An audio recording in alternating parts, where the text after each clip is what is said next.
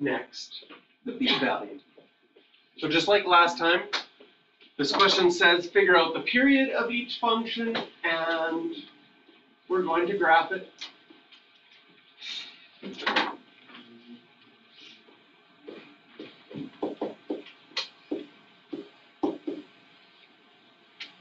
First of all, that's 6. Can you see that that is inside your function? This will make a horizontal compression. We are going to squish the graph towards the y-axis, horizontal. Again, quickly draw a picture of your coast graph. Draw your axes family.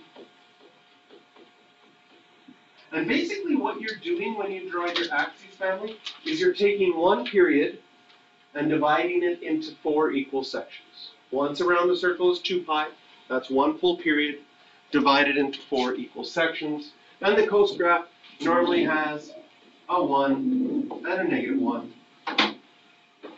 The coast graph starts at a maximum, then center line, then minimum, then center line, then maximum.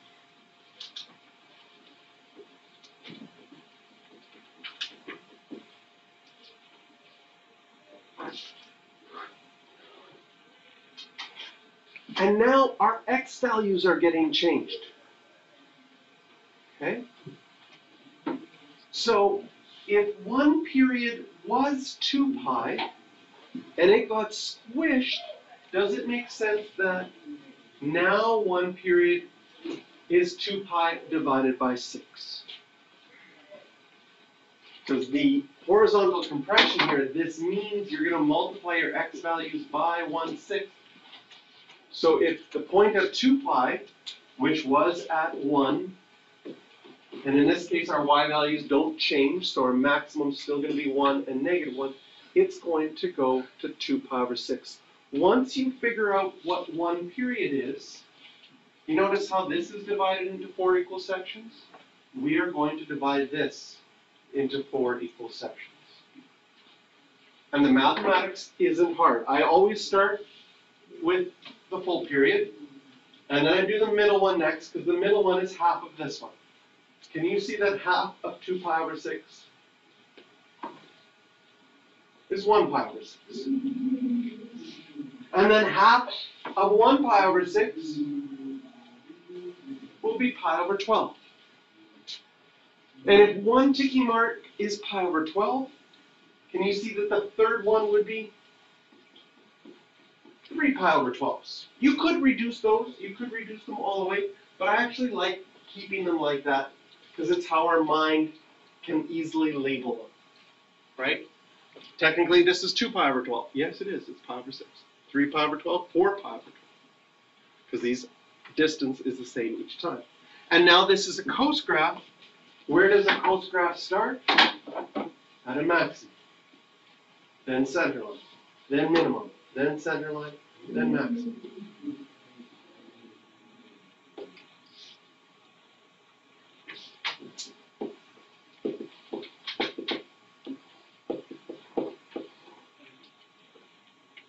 I can reduce that to pi over 3, but I want to leave it as 2 pi over 6 because it's thinking about my original period was 2 pi and I had a horizontal compression by 1/6, factor of 1/6. Okay? So your B value isn't your period, but it helps you find your period. A value is amplitude. B value helps you find your period, sorry. Okay, A value, amplitude, B value, period. Not period. Good?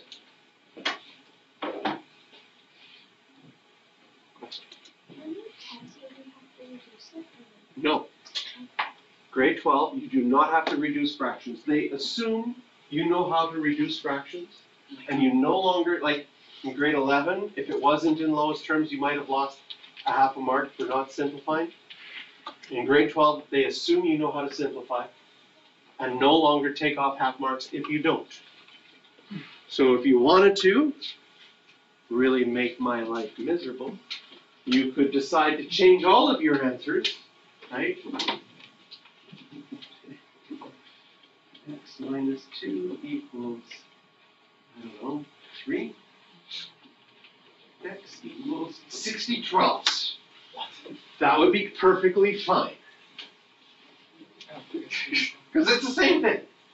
You can make my life miserable. But you know what? I'll just make your life miserable back. I'll just mark it wrong. And you'd be like, it's the same thing. Well, show me. Then you have to always come in to change your mind. But you could. But more often what happens is we have something where we just get an answer naturally. Well, there's no use to reduce that. You can just leave it as the fraction. This would be like, what were you planning here? Why did you add 2 to that side and somehow get 60/12? Yeah, how do you put it over to the side and also make it wrong? This isn't wrong, is it? It's not. No. No, it's good. Yeah. Oh, phew. Oh wait, yeah.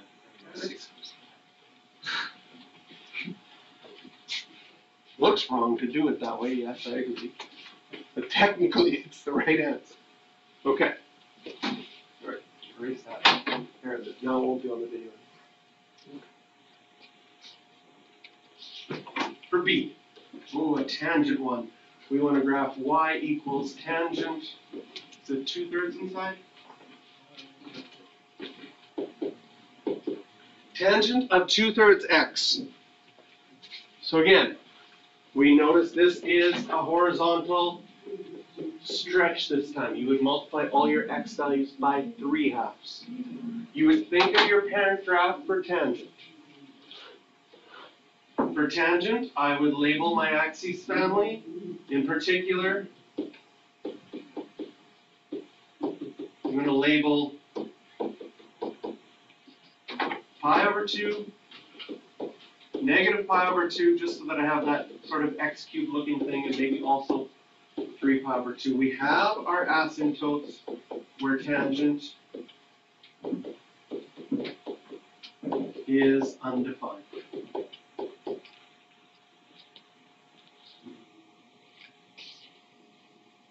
Next, we would know that it's 0 here, so here's my tangent graph.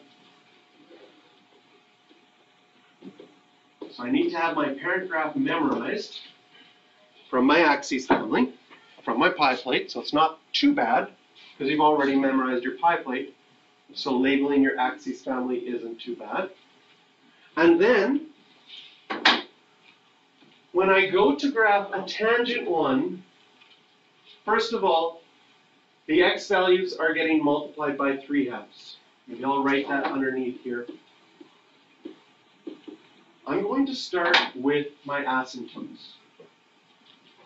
And I'm also going to note that this point here at 0, 0 is going to stay at 0, 0. So I'm still going to have an asymptote on this side, an asymptote on this side, and maybe one, I'm almost, okay, scales a little bit back on the side there. But if I took this asymptote at -pi/2, it's x equals -pi/2, my x values are getting multiplied by 3/2. I will get -3pi/4. And I will get for this one 3pi/4. And this one 9pi/4.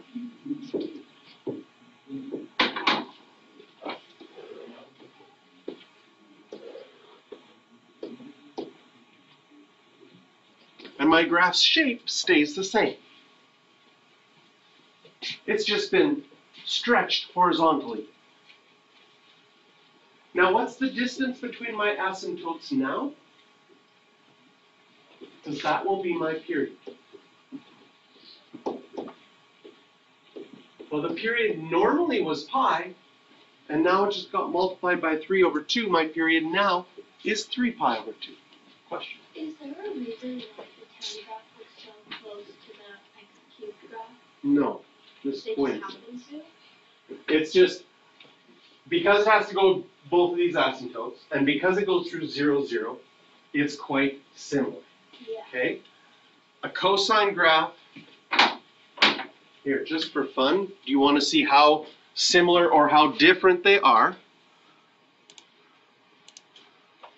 If you don't have this app on your phone, you should get it. It's called Desmos. You can download it from the App Store. It is the best graphing app out there. In fact, yeah, it's really nice. So what I'm going to do on this Desmos is I'm going to graph tan. Woo, there it is. And I'm going to graph for you x cubed to show you how they're similar and how they're different.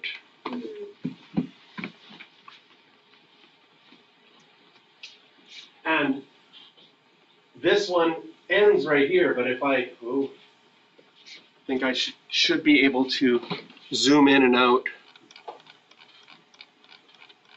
You can see how the Oh my god. Oh, yeah. it is. So, but zooming in here, the biggest difference. Whoa, there we go. Now it goes flat. The x cubed graph goes flat. Yeah. This is, and the tangent graph goes linear. So we're going to find out that if you draw a tangent line here, which is the derivative in calculus, super important thing that happens next year, the derivative of x cubed at 0 is 0. It's flat. The tangent line's flat. Whereas the derivative of tangent, if I keep zooming in, you'll see the tangent line almost turns into a straight line. See that? See how flat? Right? So then I asked my grade 10 class, do these graphs look the same? And they're like, no. My grade 12s think they look identical. Well, it's just perspective, right? When you zoom in here, you're like, they are not the same at all. But when you just draw them separately, you're like, yeah, they kind of look alike. Right, zoomed out. Okay, still not very good. Still don't look very much the same. But here, you're like, yeah, I can see it. Just in the middle, at least. They don't look very much the same over here.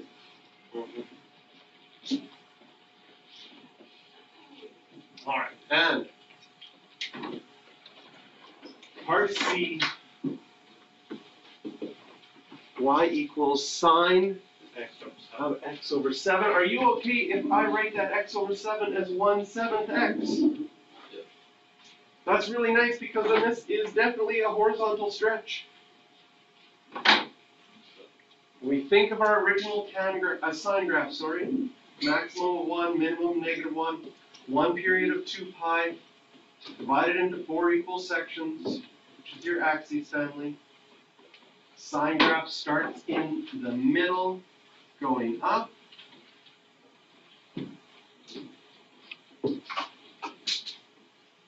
There's my sine graph. And what are we doing? We're stretching this away from the y-axis.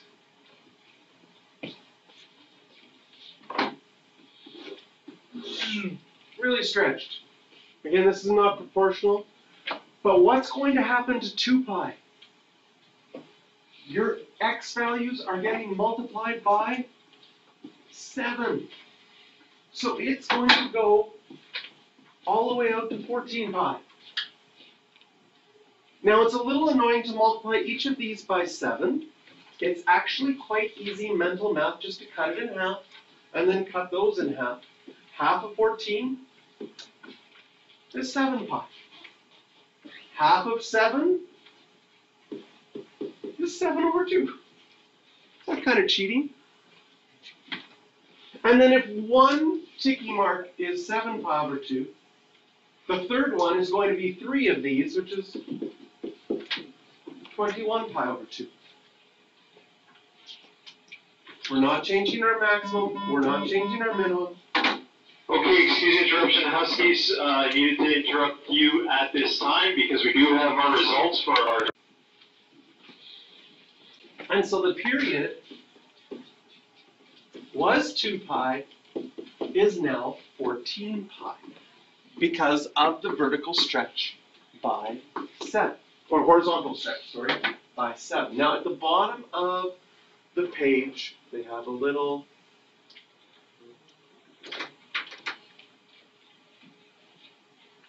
they have this little box that says period of a trigonometric function. I'd like you to write this down. These are some nice formulas. The formulas are based on horizontal stretches and compression, but your period can be found by taking your regular period of 2 pi for sine and cosine and dividing by whatever your b value is. And the reason you divide is because x's are liars, right? So you always multiply by the reciprocal, and multiplying by the reciprocal is the same as dividing. So we get 2 pi over our b value. And later on, we'll want to rearrange this formula so b is by itself. So this formula is the same as b being 2 pi over your period. Tangent, the period is pi. So its formula is a little bit different. Every year we put a question about the period of tangent, and every year everybody uses, because you use the sine and cosine formula. For every one time you use the tangent formula, you will use the sine and cosine formula probably 50 to 70 times more. So it's very easy to remember this one and forget the tangent one, just because you use it so much more. But it's exactly the same idea. Questions for practice on this one are 3, C, and D.